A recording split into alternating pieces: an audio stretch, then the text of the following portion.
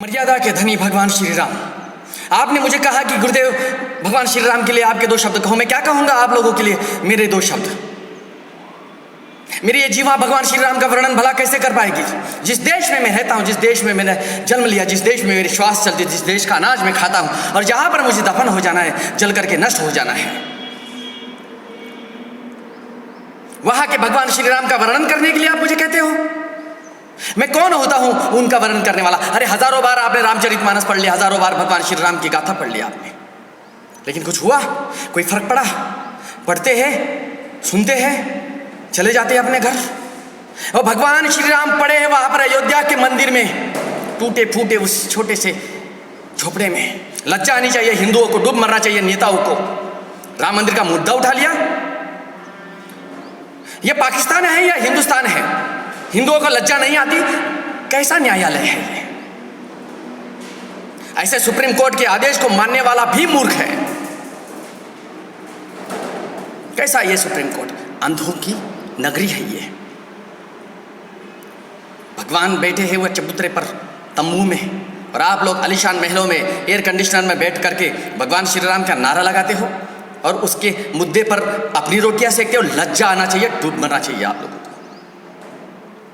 मुझे कहते हो भगवान श्री राम के लिए महाराज जी आपके दो शब्द कहो।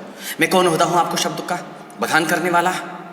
जो परमात्मा का अंश है, जो परमात्मा ही है स्वयं, उसके लिए मैं आप लोगों के सामने मेरे शब्द का उच्चारण करूं? क्योंकि वो सुनने के बाद आप बाहर जैसे ही जाओगे भूल जाओगे। आप जैसे मूर्खों के लिए मेरे शब्द नहीं है। यदि आप लोगों को मेरे शब्द सुनना है तो जाइए पहले अयोध्या के उस मंदिर से उस भगवान को मुक्त कराइए, वहां पर उस मस्जिद को तोड़ दो, क्योंकि वहां पर बाबर पैदा नहीं हुआ था। जहां जल में थे भगवान श्री राम, वहां पर बनना चाहिए भगवान श्री राम का मंदिर। जहां पैदा हुआ था बाबर, मस्जिद बना लो। अब बाबर तो पैदा नहीं हुआ था ना हिंदुस्तान में, जिसने नृशंस हत्याएं की हिंदुस्तान की, जिसने हिंदुस्तान की नारियों की, हमारे बच्चों की, हमारे पूर्वजों की नृशंस हत्याएं की, उसे सर चढ़ा लिया। कैसा है हिंदुस्तान है?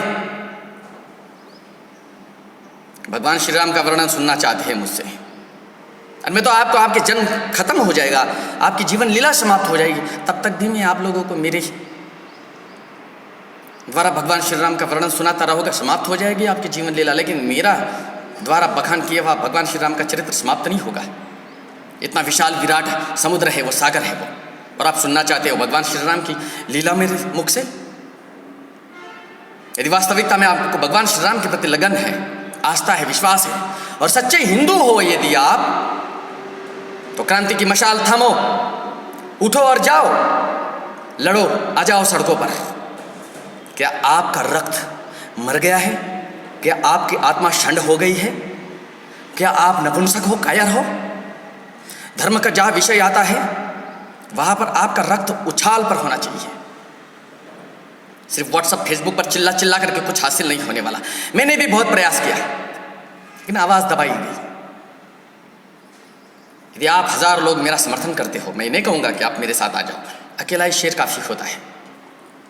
मुझे पता है मेरे इस वक्तव्य पर कुछ लोग रिकॉर्ड कर रहे हैं, मेरे इस वक्तव्य को सुनने के बाद कुछ मेरे खिलाफ आंदोलित हो जाएंगे, आंदोलन कर लेंगे, कोई फर्क नहीं पड़ता है। जिसमें साहस है, जिसमें दम है, मुझे प्रत्यक्ष आकर के मिले। पीछे तो एक शेर होता है ना, यदि आपको उसको बंदी बनाना है, मारना है, तो 200-500 कुत्तों की फौज छोड़ दो उसके पीछे। परेशान होगा वो, लेकिन फिर भी सिंह सिंह ही होता है। मैं ये नहीं कहूँगा कि मैं सिंह हूँ, क्योंकि सिंह तो जानवर ही है आखिर, और मैं मनुष्य हूँ। तो मैं मुद्दे पर आकर के नई बात समाप्त करूँगा आपके साथ बात करते हुए। तो भगवान श्री राम के नारा दोबारा नहीं करेंगे आप मेरे सामने।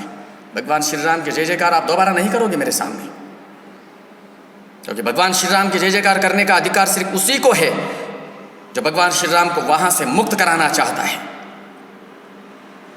जिसके हृदय में भगवान परमात्मा निवास करता है, जिसके भगवान में श्री राम है।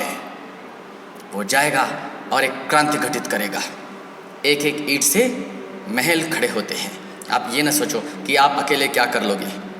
उठो, संग्राम की तैयारियां करो, लड़ो, डरो मत किसी से। ये कुछ नहीं कर पाएंगे हमारा। हिंदू साधुओं की साथ प्रताड़ना करने वाले इस सरकार को, वर्तमान सरकार की बात नहीं कर रहा हूँ मैं, वर्तमान सरकार भी षंढी जैसी दिखाई दे रही है, कुछ नहीं करती है।